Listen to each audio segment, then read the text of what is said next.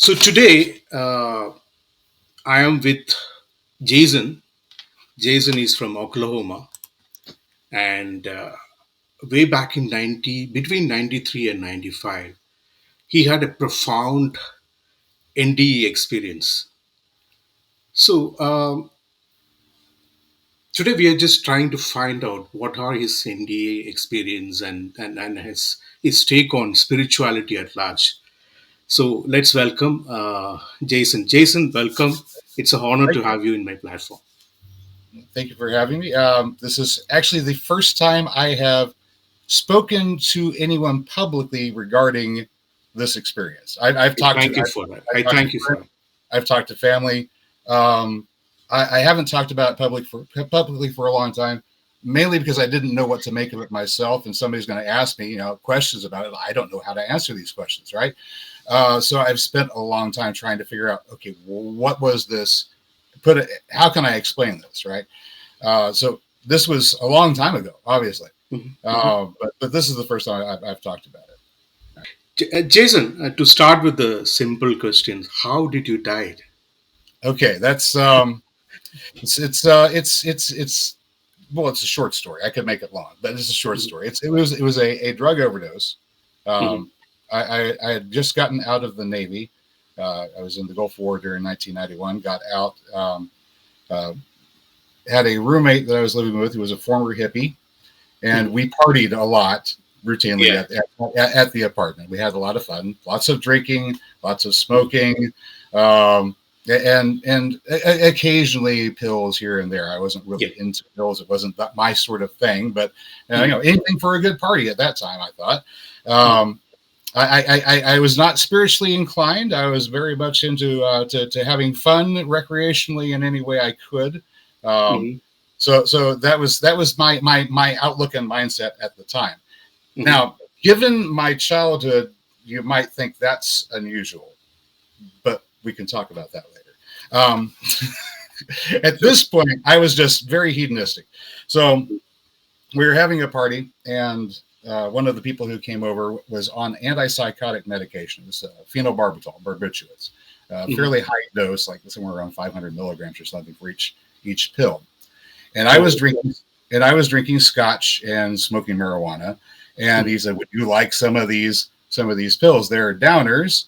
mhm. And I was at a point of alcoholic intoxication where I wasn't really thinking about consequences of mixing pills and alcohol. Mhm, So I said, "Sure, I'll try one." mhm, I had at mhm. least some sense of self preservation to know that you probably don't want to do a lot of this together. So maybe Yeah. one would be okay. Let's take one, see what the effects are. So I took one. Time goes by. More drinking, more marijuana, more Mhm. music, more jokes, more laughter, more fun. Here, have another pill. This I goes can on. only imagine the This 93 goes on. club and those kind of. This goes on for a little while. I lose track after about five pills. I'm pretty sure I took at least five of these Mhm, without stopping to consider the consequence of taking five fairly heavily dosed mhm, phenobarbital mhm. tablets in conjunction with a lot of alcohol. But this is what was going on because I'd lost I'd lost my ability to really reason properly at this point, right? Mhm. Um, then the party wound down. People went home. I finished off the scotch, 1 liter of scotch. I drank it all myself, and I got up to get up. Well, I went to get up and realized I was not in good shape. I couldn't stand properly. I could barely walk. So Mhm. I waved at the roommate. I'm going to bed. Start head to bed. And I go down the hallway, and I have to hold myself up against the walls to get through. So I'm using the walls to support myself to get to the bed. I get to the bed, just collapse into the bed, and almost immediately pass out. So at this point, you think, okay, well, we have a drug-induced unconsciousness state. You Mhm. went passed out. Drugs and alcohol. A Yes. lot of drugs and a lot of alcohol. And since at the end of this, there isn't a doctor that's doing a diagnosis going, yeah, the man's dead. Doesn't happen. Um, Yeah. it's 15 minutes. And what happens at the end of the 15 minutes is what makes me realize something was not normal. This is not a hallucination caused by drugs. It's something else. because at the end of the 15 minutes, I am completely sober. Completely sober. Yeah.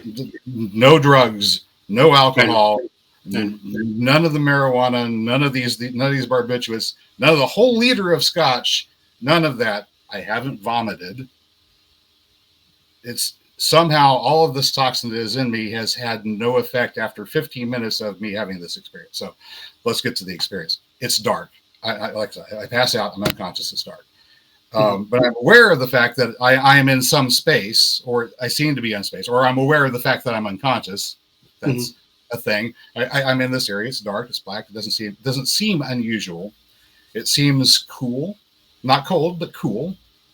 I don't feel air moving. It just has that sense of coolness, if you know what I mean. That makes any sense. It has a feeling of being cool.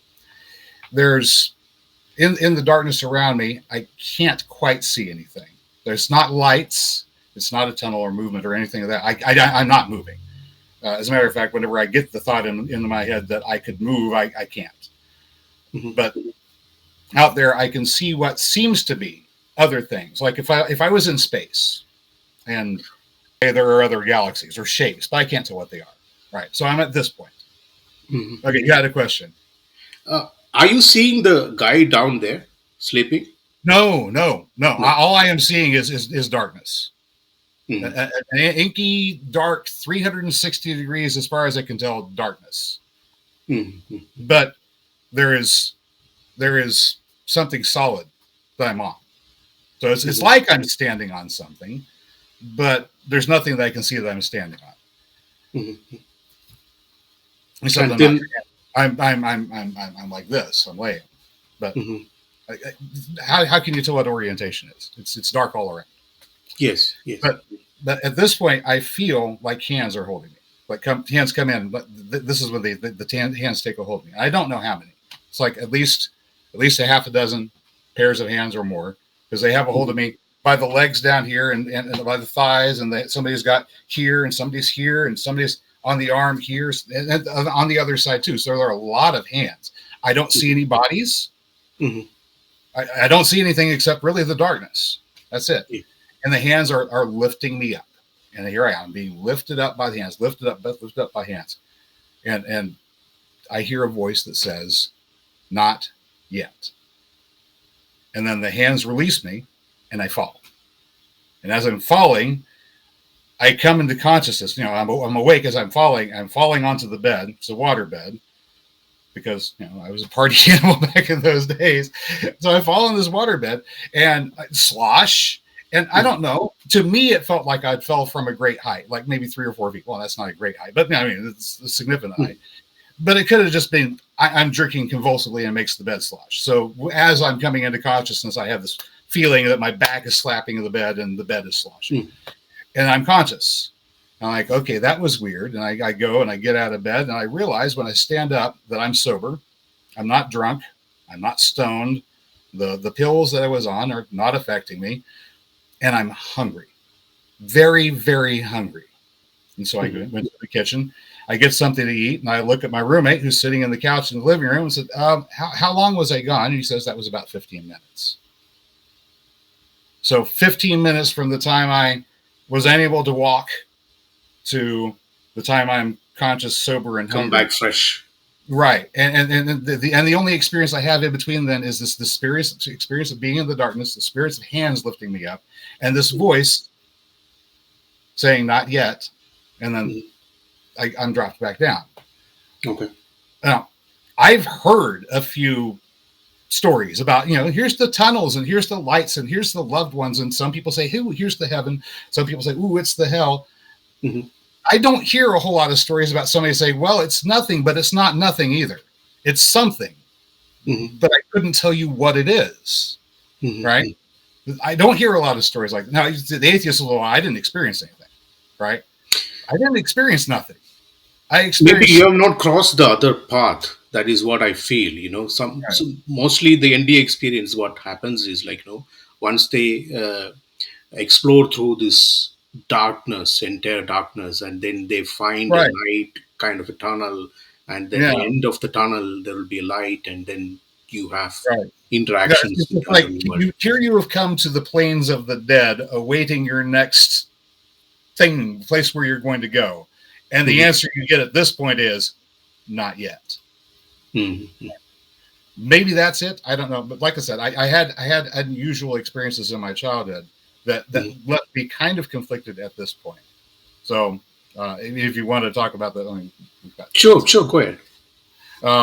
I was born here in Oklahoma to Mhm. a fairly average, ordinary Christian family. They weren't particularly denominational. We had Baptist days, times that we went to Baptist church. There were times we went to the Methodist church. There were times that we went Mhm. to. We didn't go to a Catholic church, but we went to Mhm. several different denominations for different church experiences. And part of the reason for moving may have been me. It Mhm. might have been me. I Mhm. should probably explain. When I was 6 months old, my mother and father got divorced. So I have two older brothers from her previous marriage. My mother and father got divorced. I was 6 months old. So I don't remember my physical human father at all. Mhm. My grandmother told me about my heavenly father, right? Who is the God who created the universe. So this is my Mhm. heavenly father. I have this Right. instead of a human father. And this, she tells me about him. And this is when I'm very young, 5 years, Mhm. 6. By the time I'm 7, um, my mother gets remarried, and they're going to start going to church. And I'm all excited because we're going to go to church. I'm going to find out about this God who is my heavenly Father. I want to know more, so I'm Mhm. excited about this experience. Go to church. All right, great. We get to church, and I find out about Jesus, who is the Son of God. And I'm like, okay, great. There's another Son of God. It's awesome. You know, it's a brother, and they tell me about him, and I hear them talking, and since I'm starting to read RA, I'm reading his words and the message that he has, and I go, yeah, this is my brother, definitely. I recognize my father in him, right? This is I see him. This is my brother. Mhm. So the accepting of what Jesus has to say, the truth of his message, the fact that he is what he says he is, Mhm. no problem at all.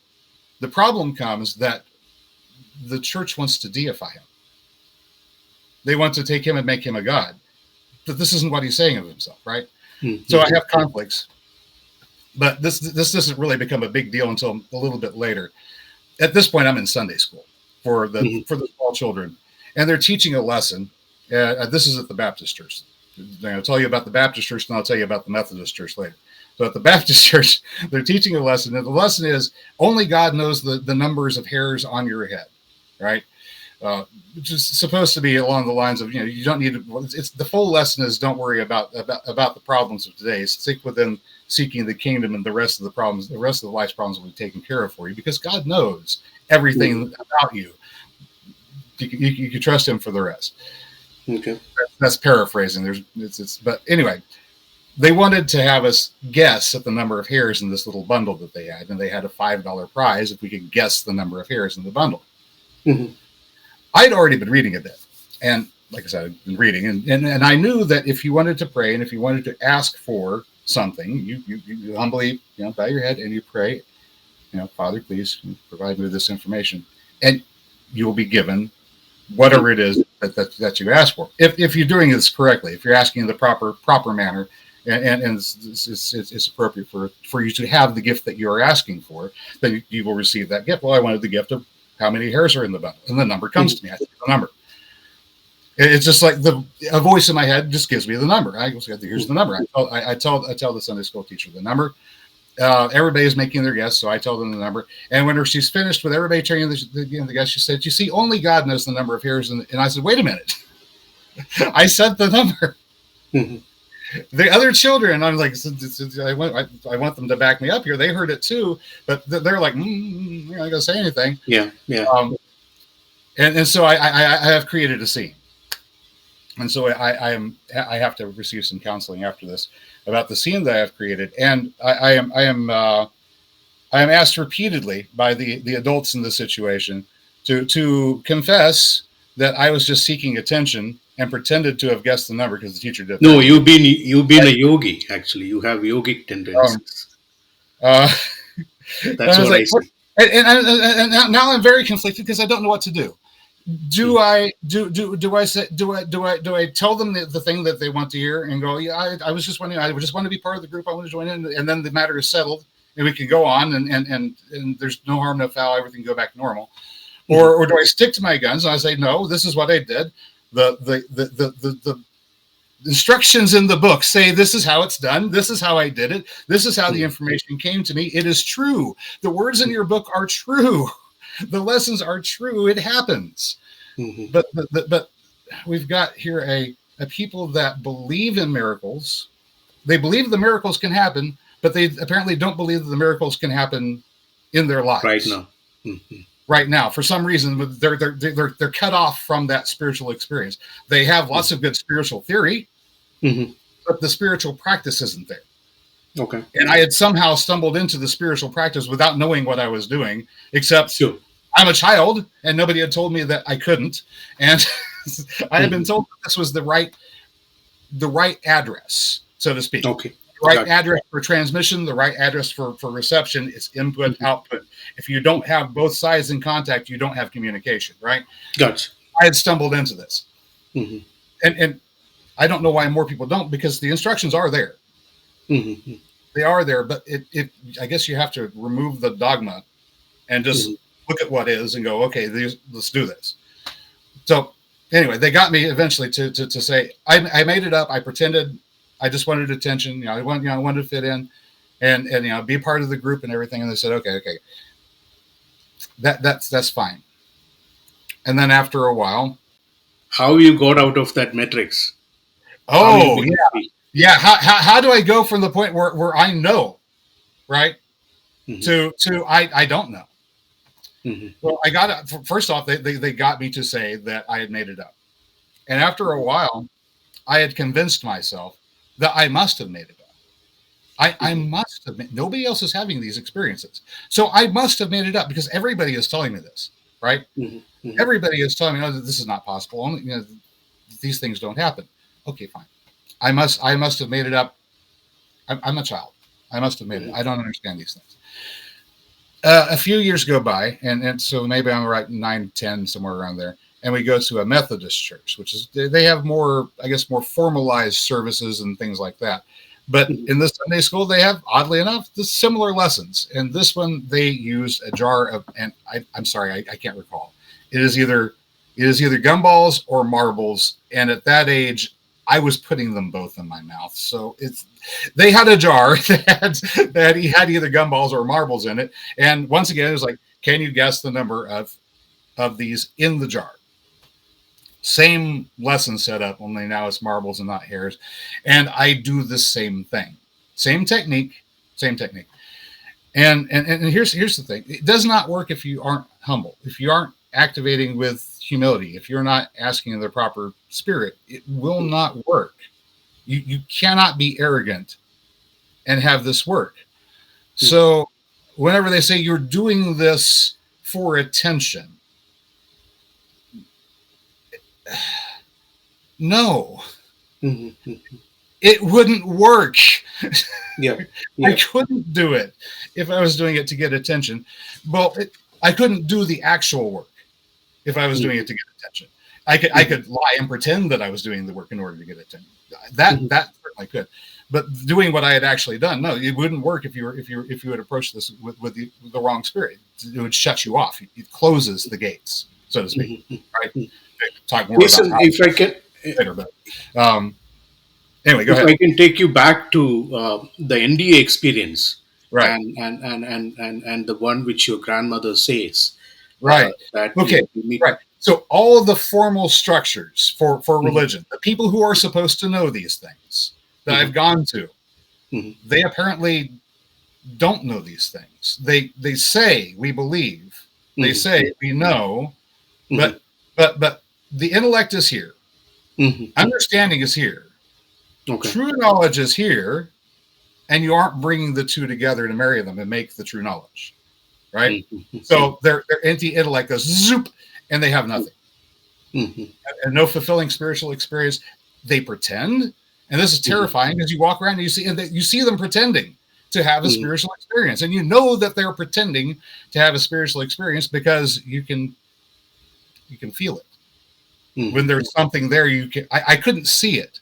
I should say, Okay. whenever I first went in, whenever I first went into church, and they're doing the music, and everybody's getting in, and everybody's getting into the right mindset for worship. And I came in, and I was with my grandmother. I could see then. This is before I had done the prayer for the answer for the how many hairs are there. I could see what looked like a mist, sort of just filling in the spaces. It's like a golden mist, right? This sort of thing. And I could see that. And I told my grandmother, the spirit's coming into the place. And she's like, yeah. She's all happy that I can see it. Mm-hmm. But later on, I had an experience that removed the ability to see that. I could still feel. So if there's energy here, if there's a pattern here, if there's something here, Yes, I can feel it with my sense of touch, but I can't see it with my eyes anymore. Mm-hmm. For some reason, this is removed, and I didn't really understand that until a lot later. Mm-hmm. Because apparently I was going to be seeing a whole lot of stuff if I kept on seeing. Okay. And in an environment where people are not prepared for a little kid who sees things, this would not have been good. If it's just I can feel things, then it was easier for me to navigate. A whole lot easier to navigate whenever you cannot see the illusion. Mm-hmm. Because what you see is an illusion. Everything you see is an illusion. But even those things they're coming through in spirit, that's an illusion too, because that's a variation of what is real, but not exactly what is real. Like they go like this, around and around, around and around, variations of things that are being, right? Mm-hmm. And so if you see it, if you experience it, if you encounter it, and you think, well, this is what it is, and you run away with, I have knowledge. No, you don't. You have a momentary glimpse of something. Okay. But if you want to build a dogma over it, you're deluding yourself because you didn't. Do you have any kind of a habit of having lucid dreams about your previous life or something like that?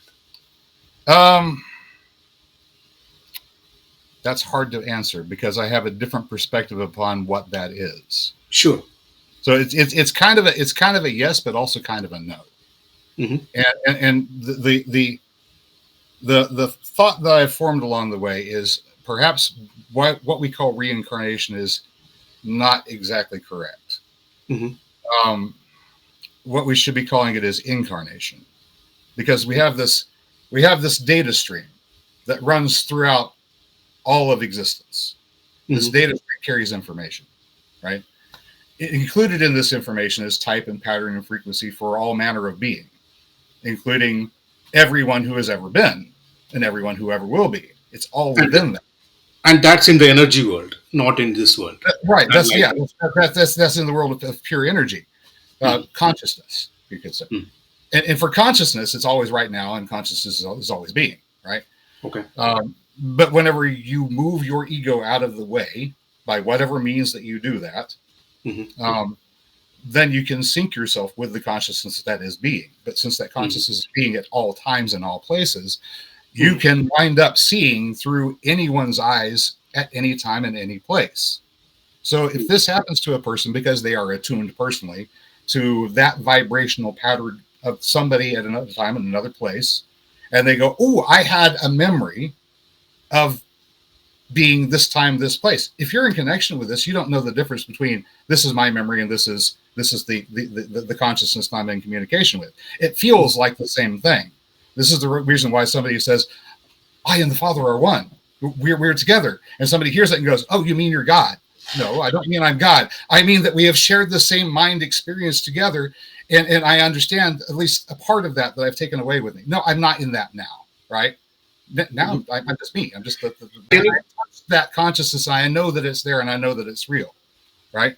Can you a little bit more elaborate on the place where you seen? Because I also have similar. For example, I've come to Kansas first, way back in 2012, right? Right. At the time, while I was just going through the streets and all these places, right?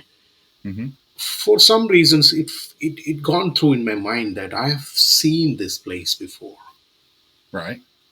So, yeah. Can you elaborate more on that? I don't know how many of those experiences I've had. Plenty, tons.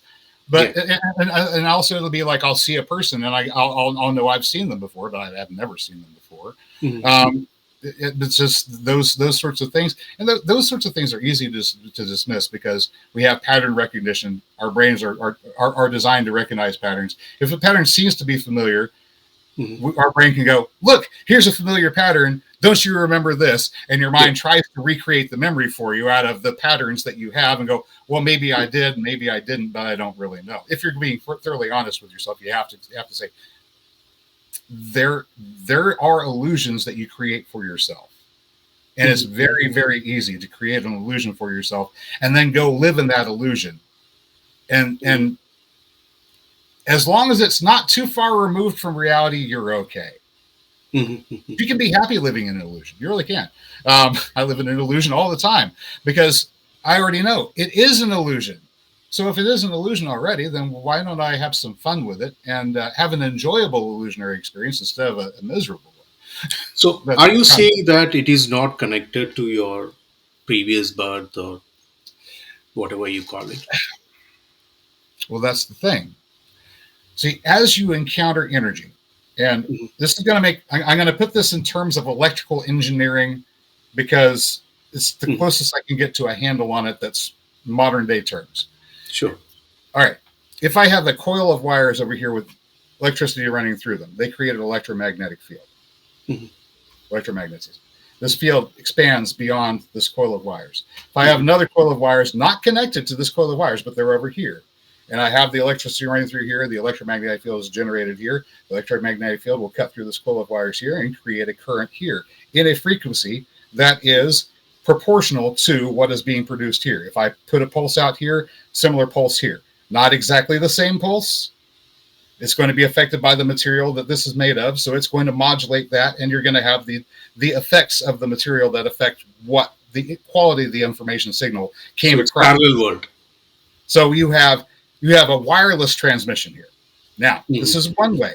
This is one way of experiencing consciousness. This is the way most of the experience consciousness on a regular basis. That data stream is always there. It's always running. It's always full of information. It's always going. It's always Mm-hmm. putting out ideas. Mm-hmm. We're always having ideas. The problem is we Okay. thought that these were our ideas. These are not our ideas. These ideas Mm-hmm. belong to this stream of consciousness. This stream of consciousness is playing through us these Mm-hmm. ideas. And based upon what we have fed ourselves, both physically, Okay. spiritually, mentally, that attunes that data stream so that it expresses whatever this form of consciousness is. And it's Sure. different, right? This is why whenever one person says, I know the truth, I know the truth, I have the answer. Mm-hmm. No, you Mm-hmm. don't. You have a perspective.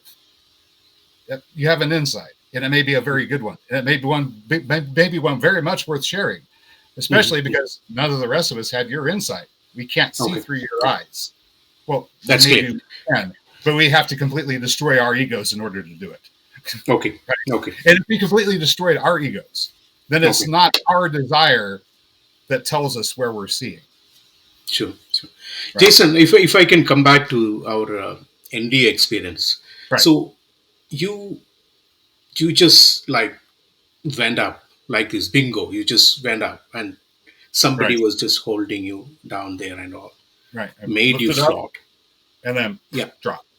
Yep. Yeah. Made you float. And some voice came saying like, this is not your time. This is not your time. It was Who do you just think? words, distinctly 2 words, not yet. Not yet. Not yet. Not yet. Who who who you think this energy would be? Very good question.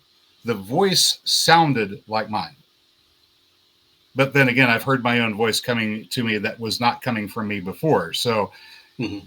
that's the way that voice sounds. I'm not going to attach the significance to the way it sounds because that's my perception, not necessarily the reality.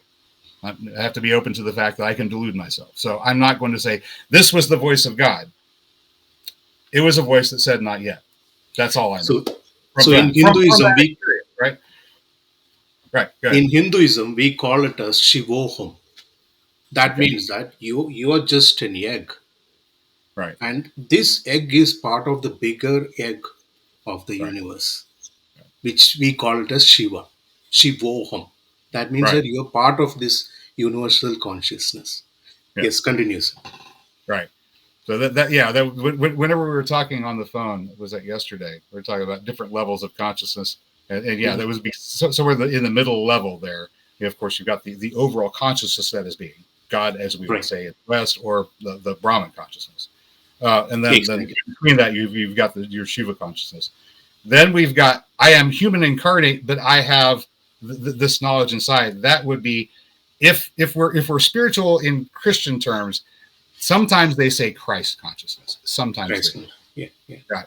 But I understand in India there's a different word for this. It's the same thing, different word. Right. And so your viewers already know about Krishna consciousness. So this is not a strange mystery, right? Okay. Mhm. But we're talking about similar things, but we have different words for it and different traditions. And a Mhm. lot of the things I came to an understanding of because of my connection to it, not necessarily because of my education. I got education to inform me, but many of the things that I look at, the sources, they're all colored by the dogmas, the baggage that they brought into the experience. What they want to desperately believe. And you really, if you're trying to explore this, say, okay, I don't want to believe a lie. Mhm. So whenever somebody says you're special, right? You're a chosen one, right? Mhm. You're a yogi. My instinct is to say, I don't want this to be true, right? Mhm. I don't want this to be true. I don't want to be special. I want to be normal. And the reason for this is because if I have the baggage of being abnormal or special, then I have the additional problem of dealing with the pride that comes from this. Do I have this spiritual thing, a possession, right? Spiritual materiality that's going to destroy my ability to progress or do anything because I'm inhabiting this I am holy Mhm. attitude, right? I No, don't want see, when I mean chosen one, it doesn't need necessarily be a yogi, a full-fledged it. Right. yogi, or some kind of a very holy man. You can do a very normal life, being a holiness carried in your consciousness, in your anda, the egg which I was talking Right. Well, yeah, the egg is in the process of maturing into full being. about. Hmm. But that is also what I was mentioning. It's incarnation, not reincarnation. You are becoming what you Hmm. are meant to become. Through the course of your life, you grow. Right. You are always receiving information from that data stream that is coming across how you're attuned. And whenever you Hmm. get these things, whenever you get these ideas, you can make the choice.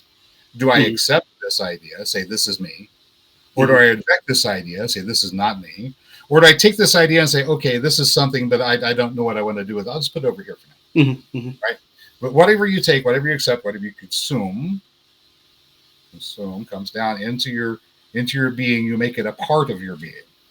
And now Okay. you are taking that and you are incarnating it. You are making it physical.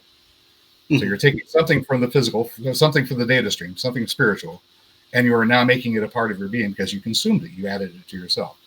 And you do this three different ways, right? Your mind, body, and spirit. You feed your mind, you feed your body, you feed your spirit. Whatever you feed yourself, that's what you're becoming.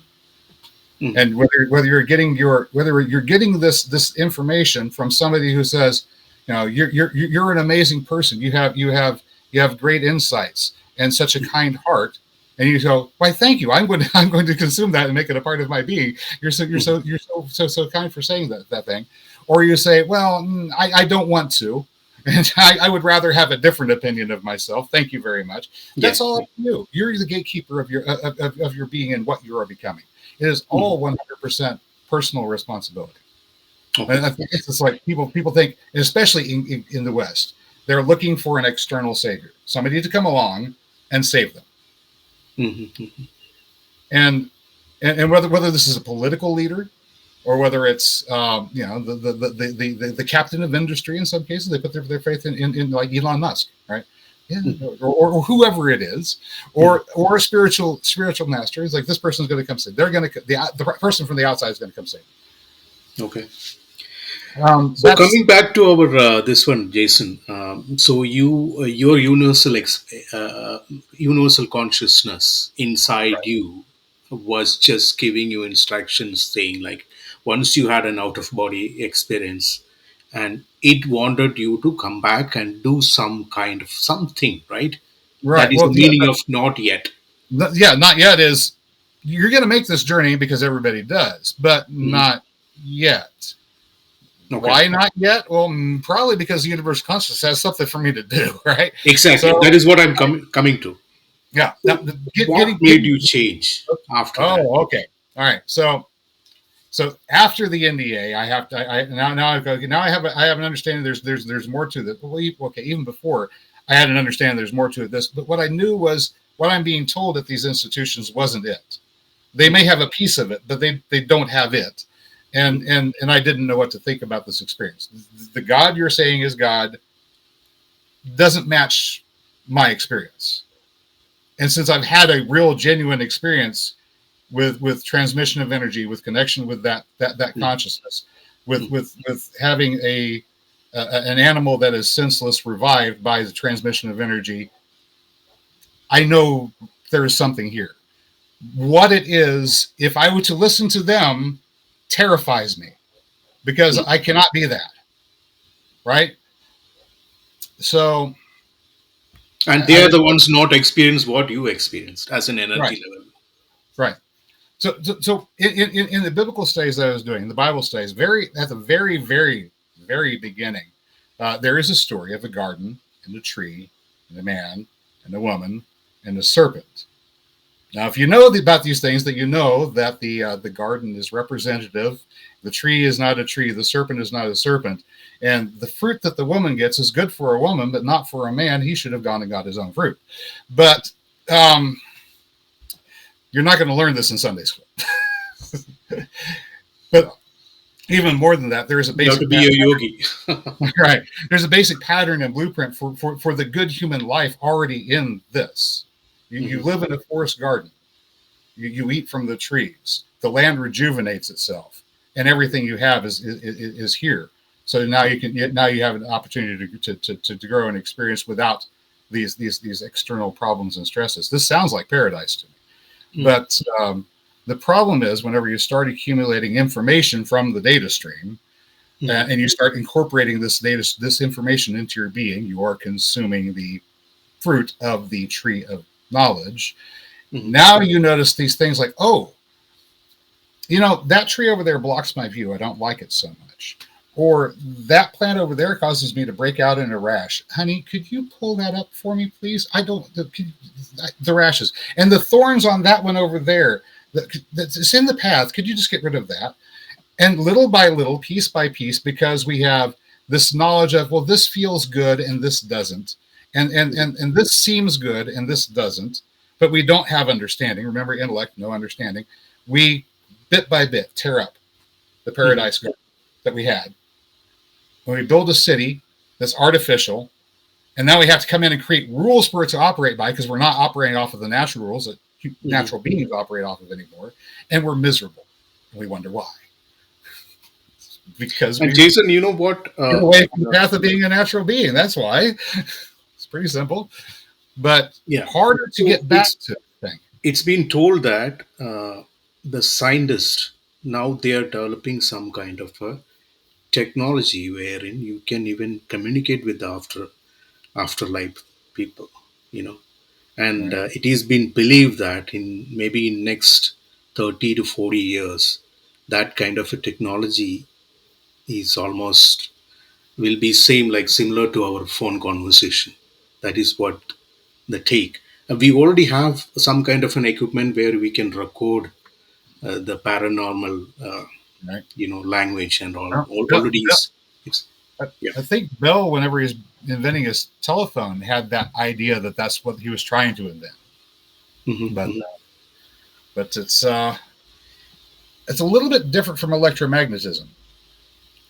There is electromagnetism in the body, and mhm, whenever we have energetic experiences, there is definitely an uptick. But mhm, I don't think that what we are feeling is electromagnetism. I think it is something else, Beyond that. something beyond electromagnetism. This is one of the reasons why people try to measure with instruments that measure electromagnetism, and they're like, well, we're not really seeing what you're seeing. You know, the instruments aren't telling us really anything. It's like, well, what are your instruments measuring? Yep. I don't know what this instrument is measuring necessarily, right? I know I have an experience. I know I have a sensation that's triggered by the experience that I'm having. I know that it's energetic in nature, but what is it? The science hasn't quite caught up to the human experience, but there are different sciences. We have physical science, we have mental sciences, we have spiritual sciences.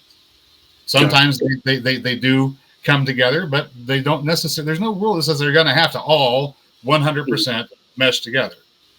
There will be places where they overlap, and that's right that they should. But just because of this one thing, you're not necessarily going to have that. There are three parts, right? This part informs this part, which informs this part. They can't go directly from here to here to make that effect happen. Gotcha. Too much stuff to worry about. All I'm really interested in is living simply and having a good life. They kind of run out of a thirst for answers along the way. At some point, it's like, okay, I don't need to know anymore. I'm happy because knowledge of God is sufficient, and knowledge of God should be sufficient, right? And I went to the bookshelf while I was over there cleaning, and one of the books that we had over there is this one over here, which I hadn't really cracked open and read. I was like, yeah, we got some stuff over there. Mainly, I could see this upside down. Oh, I can't read it. I could see us upside down like this. It is. What is that called? The Upanishads, Breath of the Eternal. Upanishad. Oh, okay. Yep. That's a high level, Jason. You need to start almost right away. One of the first things mentioned is something I keep on saying over and over and over again. Knowledge of God is sufficient. So this is all about light and sound. Upanishad. Yeah. Vibration. It's all about light and sound. Frequency and vibration. Yeah. Correct. Yep. Anyway. So if I may come back, so the same thing. You've been sent back saying not yet. Not yet. How your life transformed after that, after your NDE experience. And you might have already understood that there is some kind of a purpose for your life, right? From that experience. So how it transformed your life after that? I had been sort of aware of purpose before that, just had stopped looking. I had spent a long time, but by this time I am 21 or 22 years old, I think, somewhere. And I'd gone to the churches. I didn't just go to the churches. I read the books, and I go to the library and I got more books. And whenever I realized there's something going on, but I'm not getting the answers from the churches because they don't seem to actually know, I went and got books for other religions, other traditions. I went through Greek mythology, Norse mythology, all different kinds of North American Native mythology. I'm actually part Cherokee, so heavily into the North American heritage, and other tribe stories from how they were created, their beliefs and everything. And I was looking at this going, everybody has a reason for why they think that there is something, and the reason for why their beliefs came out the way they did. So what I want to do is I want to look at all of these and see what parts are true. See what parts are true. And there's a lot of it that's the baggage, the dogma, it's culture. So it's not worthless. It's your culture. It's my culture. It's their culture, and it's important to the people who live it. But for getting the raw information out, it's not going to help me to believe in a deity with a name I can't pronounce and traditions that are foreign to me. So hopefully the God that has introduced itself to these people in their own way so they can understand, right? And here we are in the West where we have this hodgepodge and a lot of people with a lot of different ideas and not a lot of understanding, unfortunately. So I keep on looking, and I look through all these things, looking for the common thread. And eventually I just got tired of looking because I wasn't finding what I was looking for. And I put it to the side. I was like, okay, I don't know. I'm just going to have fun, enjoy my life, party, go to work, make money, buy some good beer and hang out by the pool and flirt with the girls. Go Mm-hmm. lucky every now and then, that sort of thing. And so that was how I was living at that point. Afterwards, for a while, I didn't really change much of anything, except just sit here and go, okay, that was something. Now what do I do with it? And I still didn't know what to do with it. But I had remembered that whenever I was in the Navy, I traveled to Thailand. And Thailand. Thailand, yeah, Pattaya Beach, Thailand. It's nice little town, or at least it was. They don't have a pier, so you have to get on a small boat and come up to the shore, hop out, and wade the rest of the way in. Mm-hmm. But while I was there, I saw a whole bunch of people who were very, very happy, who were living very simple lives, and the young lady that I had talked to had said something about with regards to I had a Native American medicine bundle that she had asked about, and you're not supposed to talk about what's in the medicine bundle, so I explained you can't talk about it, and she said it's okay, it's same Buddha, and and I went okay, I don't quite get that, but all right, but later on I was like, okay, there are these people, they actually seem to be fairly well adjusted socially speaking, whatever it is that they're doing. Even if it's not entirely true, it's working for them. Let me investigate. So I went and I investigated, and I started getting the first book I got was from Tuesday Lobsang Rampa, who was a Tibetan acolyte Monk. that had written a book about his experiences. There's some wild stuff in this book if you've read some of the things that he wrote. And I was like, okay, yeah, I don't know if I want to believe in all these crazy things that he's talking about happening, but okay. Let's examine the actual system. And then I went and I got some books from His Holiness the Dalai Lama, The Way of Freedom, Awakening the Mind, Lighting the Heart. And I looked at these not for the religion in them, but for the lessons that were in them, the spiritual lessons that are in them regarding the regulation and control of your emotional states. Because if you don't have your emotional states under control, you can't unlock what makes that connection possible. And of course, we're talking about the chakras. But I didn't have really an understanding of chakras from the Christian background. They don't talk about this. About the most that they say about prana or ki is that the healer has the anointing, which is like hot oil that comes forth over the palms of the hands, particularly labor points. And I had experienced this, so I know that this is what's happening, but I didn't know what was causing it. I didn't know how to make this come. It was only at these times that they came upon me. It was something that seemed to be happening to me, not really something that I was doing, right? And I'm a hostage to this apparently, and I don't know what to make of it. I'd rather not have anything to do with it, right? So that was where I was at.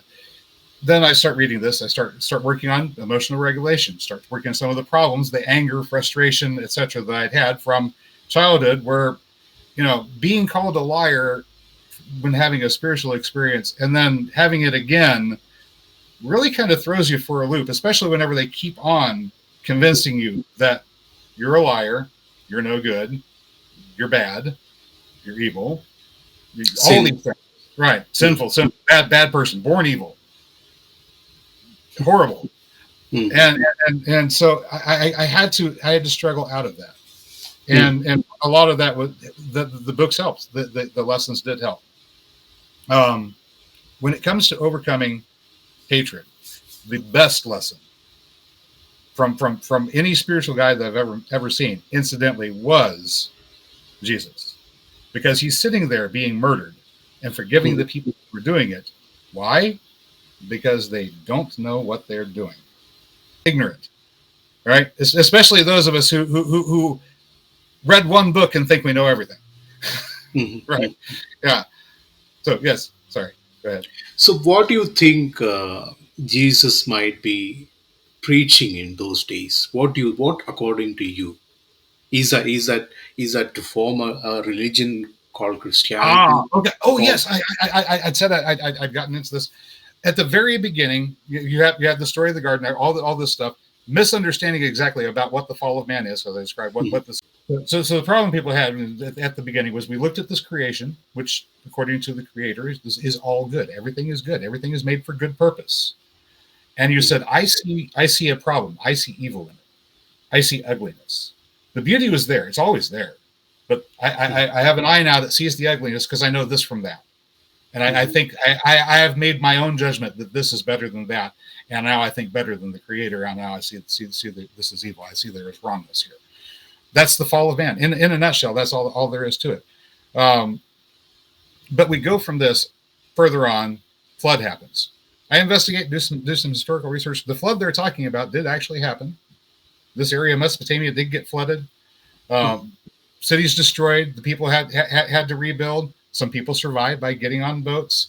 The stones are still on the mountain there, where they came down. The stones are still there. They didn't drag those stones up there on the side of the hill by themselves. The flood that they're talking about did happen.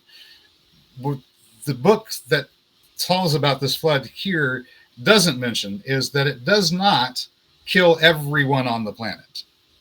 It kills large numbers of people in this area, but not everyone on the planet. So whenever people from here, and this is talked about in the Noah story, later on, this is Cush, builds boats, gets in the boats, leaves the area. He departs from the story. We don't hear from him anymore. Where did he go? He went elsewhere, including, I think, he came to North America, or somebody that was using his heraldry came to North America because the symbol got carried over here by people who crossed the ocean that looked like him, or looked like he should look. So these are the guys which you're saying who were not in the boat, right? They were just swam across or whatever. No. After the flood is done, after the waters come down and people start getting to the business of building civilization again, the sons of the guy, Noah, the guy who, Noah may not have been his name. That's just what the... Yeah, so what right? Noah did is he just made couples of all the species, right? And just made them into the boat. And that's what the story is all about. Well, most likely it's the species that were native to his area that he put on the boat. But which is the Middle East. Yeah. There's so many flood stories all the way around the world that may share a common root, that the same event may have occurred. And there may have been a whole lot of boats. Gotcha. Right? But this was just... I know there will be other areas, other things and all those places. Yeah. And apparently it was known that the waters were rising. And if we look at the geological record, they could tell the waters are rising. It's going to be a problem. You should probably build some boats for whenever this happens. So it wasn't... But the stories that you get, looking at Babylon, they wrote this in tablets. Atrahasis, forsake property and preserve life. This is the flood story in Babylon. Atrahasis just means wise man, right? Okay. So it's kind of a general broadcast. Attention, people of the earth, we are going to have a problem. An event is getting ready to occur. You may want to take precautions. Right. But the way the story gets passed down, it becomes the God tells the man responds, and it's just him. And it isolates the fact that this is a worldwide event. A whole bunch of people are being killed. A whole bunch of people are surviving the event. Anyway, his children, as the waters come down, as they get back into the business of civilization, they build boats. And they go out to go visit the rest of the world that they have lost contact with, right? Let's go see who's alive, who's up on the hilltops, who's got some of the old technology that we weren't able to preserve in our boat. And so they go out. Now, if I start looking at these other stories from Europe, like the Scandinavian stories, Odin in particular, and go, could this have been one of those people? And I look at his story about how he hung upon a certain tree for 9 days. And I look at the script that he developed from hanging upon this tree. And I compare that to another, okay, nobody's going to get hurt with this one. It's very abstract. Another example of that tree. And I look at how those lines come together. And I realize his runes are from that tree, the tree that they're talking about in Mesopotamia that they're calling the tree of life. It's a pattern or a diagram dividing space up into three separate segments. Each one of them is a triad, so it's three nested into three, One is mind, one is body, one is spirit. But the way they assembled it is in a way that if you don't have insight, you probably wouldn't understand it, right? Digest it, yeah.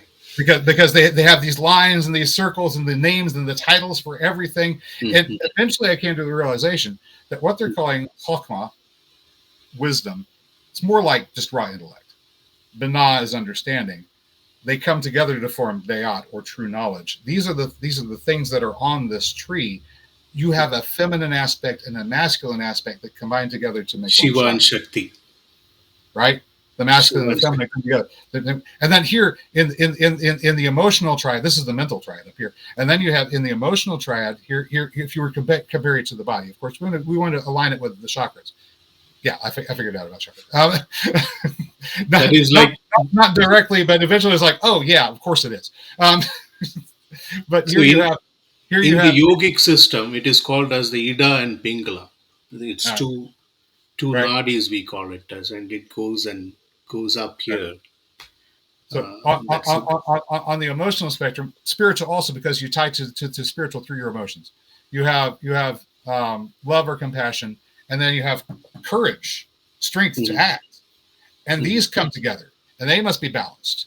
And if you balance this, then you get the hidden treasure, which is the true law of the universe, available to you. You can read it. It's written on your heart, which is interesting, because if you go back to those old Christian sources, they had Old Testament sources. One was a prophet by the name of Jeremiah. He has a very interesting to say, 31 through 33 in his book, that in the days that are to come, right? In the days that are to come, there will be a new covenant. I will write my law upon your inner parts, in your heart. Okay. And that's what he's talking about. So we have this. It's all the same. It's all the same. It is really all the same. And so we're going at each other, going, no, I have the right way. No, I have the right way. No, I have the right way. And I'm saying that the consciousness that is being has come to all of us and tried to show all of us. It's just that we're so caught up in my perspective without the realization that I am not complete in myself. I only have my perspective. I have an eye that sees, but my eye cannot see itself. Right? I cannot see myself with the tool that I have to see with. I have to rely upon somebody else to tell me what it is that you're seeing. Because if I'm going for my own knowledge of myself, I tell myself all kinds of wonderful stories about who I am. But believe me, I've got wonderful stories about who I am. I could regale you for days. Maybe a next episode. We are almost 1 hour into the podcast. Right. Maybe we just have to come back, Jason, and we will, like you said, some specific chapters which we should be doing, like who am I? Right. If we want to come back for another one, we might want to come back to this. Like I said, nearsighted, can't see properly, spiritually blinded too. And remember, I was going to these churches with the faith healing that I believed in, and I could feel there's something, and it wasn't working. And I was trying to get healed for the nearsightedness. Why am I nearsighted? Why I should be healed. I would like to have good vision. And then it wasn't until many, many years later that the insight came to me. It didn't come to me through in meditation or anything. It came. I'm walking about, going through my day, and all of a sudden, ding, there it is. I was like, oh, I'm an idiot. I am an idiot, because God does not make mistakes. I'm nearsighted for a purpose. It's to teach me something. What do I need to learn? And then, you still around? Wake up. Right, wake up. There's something that you need to be doing. It's not time yet, but there is going to be a time, right? Anyway, into the lack of accidents in the universe, and how we can change our perception about things and reach more insights. Jason, after your NDE experience, do you develop some kind of spiritual activities? If so, can you just give some explanation on that? So after that experience, like I said before, I didn't know what to do with it first. So I was like, okay, I'm in neutral. I kind of stopped partying as hard. I didn't stop drinking entirely. I didn't stop smoking the marijuana entirely. I stopped using pills, period. Like, you can go too far too fast on these things. I understand they have medicinal purposes. Use them for medicine. Don't use them for recreation. It's too dangerous. Um, but I hadn't given up that. But I'd slow down and began wondering, what is it, and what I should do. And eventually, I picked up a book on Tibetan Buddhism. It was Tusay Lobsang Rampa's book, and from that got an idea that I wanted to investigate this path more, and followed that up with the books from the Dalai Lama. But even after reading Tuesday's book, just what he had mentioned about meditation and techniques that were in there, I experimented and tried this out, and went through relaxation techniques I told you before when we were recording it. The full routine, starting with the toes, working way through all the muscle groups, with breathing, relaxation, focusing on the present moment, that sort of thing. I'd had these sort of experiences when I was little, right? Really intense, definitely spiritually related experiences with no knowledge of how they were happening. So apparently the ability was there. So you said you had the similar experience while you were meditating in your younger days, right? In my younger days, it was more along, it would come when I was in an emotionally charged state. If I was very, very You know what? sad, Something similar happened to me right? also. The emotion is overwhelming. It's like the emotion suddenly now it's flowing out of you and through you, through the labor points, out of your being, in and around.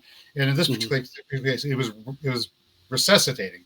I don't know what to say. It was raising. It was resuscitating a duck that had gotten hit with a dirt clod and was senseless. So I was like, oh no, and it happened. And I'm like, oh, okay. Like I said, at that point, I didn't know what to think, because the only thing I have is Christian teachings, and what they're saying is like, okay, I am not the Christ returned, I don't think. So something else is going on. What is it?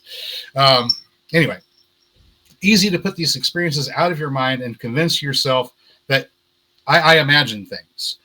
I made it up. So easy to because people aren't sharing the experience. You're the only one who had it, right? Very easy to convince yourself that, okay, it was delusion, and maybe it was. On you go. So now I'm at this point where it's like, okay, now I'm really curious, and supposedly this is the way that I can make a connection and have this experience. Let's see if this is something that works, because I've had an experience. I just need to understand how it works. How can I connect with this thing again? Or is it something that I can connect to again? Is it something I should connect to again? Is there something I need to learn here? So I'm doing the experience, and I find myself just suddenly not in body anymore. Like, my awareness of physical body is gone. While in meditation. Yes. Suddenly my awareness of my physical body is gone. I seem to be in another space. And where I seem to be is in a place that's filled with golden light. It seems to be like a throne room. Like an audience chamber where you're going to see a king. And I'm like, oh, well, this is interesting. Because by this time I've convinced myself that the Christian idea is not entirely right. There's something not there. It's not, they've got something, but they're missing big time on some other areas. But the scene that I'm seeing is a bit kind of like what they would describe the holy throne room of God, right? With there's the angels over here. I can't see them. There's just something over here that's too bright to see. And then something before me that's too bright to see on a throne with what looks kind of like this behind the throne, right? And the voice from the throne, speaking in the same voice that I heard, said, not yet. Same voice, at least it seems the same to me. And it says, why are you here? Like, just, why are you here? Like, I want to know why you've come here. Like I'm intruding or something. And as before, I can't move. Like, the idea of moving is here, but the realization is I can't. I simply cannot move. I'm fixed to this point. And apparently I'm kneeling. Have to. No choice. Got to be kneeling. I'm like, this is awkward. And I said, I am here because I love you, Father. that was the address, the title that I gave this being on throne that's speaking to me. And I had been at this point where I don't actually really believe what the Christians are saying. I've had experience, but it's not exactly matching up to what they're saying. And so why am I calling this being Father, for one, right? It wasn't making sense. And the only thing he says to me is, if you love me, you would obey my commandments. And then back to body. And I don't have an experience like this for a long time afterwards, because now I'm like, okay, now I'm even more perplexed.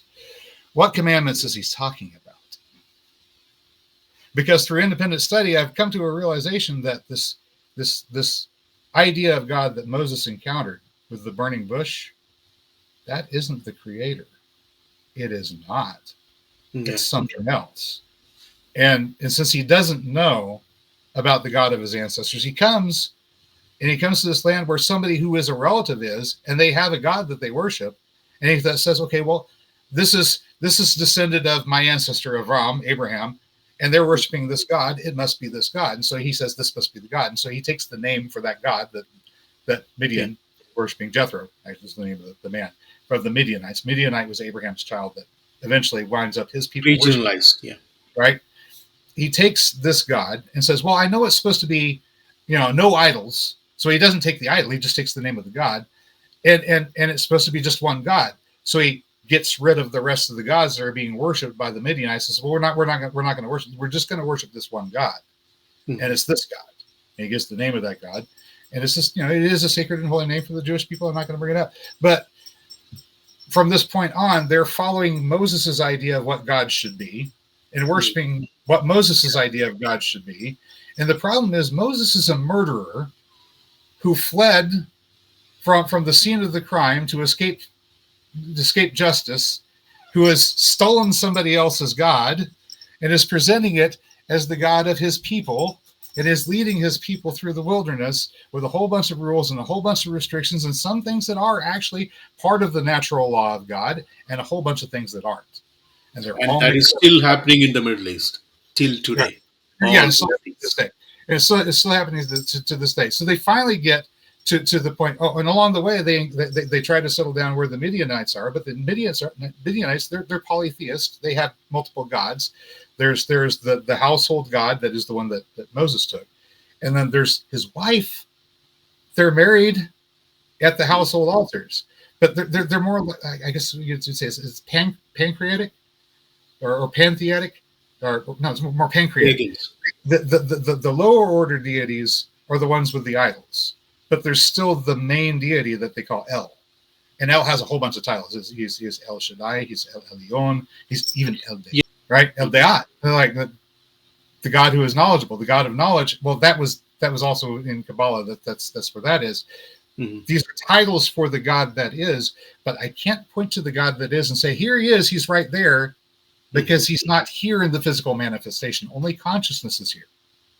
Okay. Consciousness comes in, and consciousness gets to interact, but the physical experience isn't the God. You can't point at it and say this is the God. We can only give you descriptors, and try to be as honest as we can with the descriptors, because once again, we can't stand apart from this thing that is the creator and say, well, I can see how tall he is. Oh, that's a nice beard that he has. Those robes are cool. Wow, I didn't know you could have that many arms.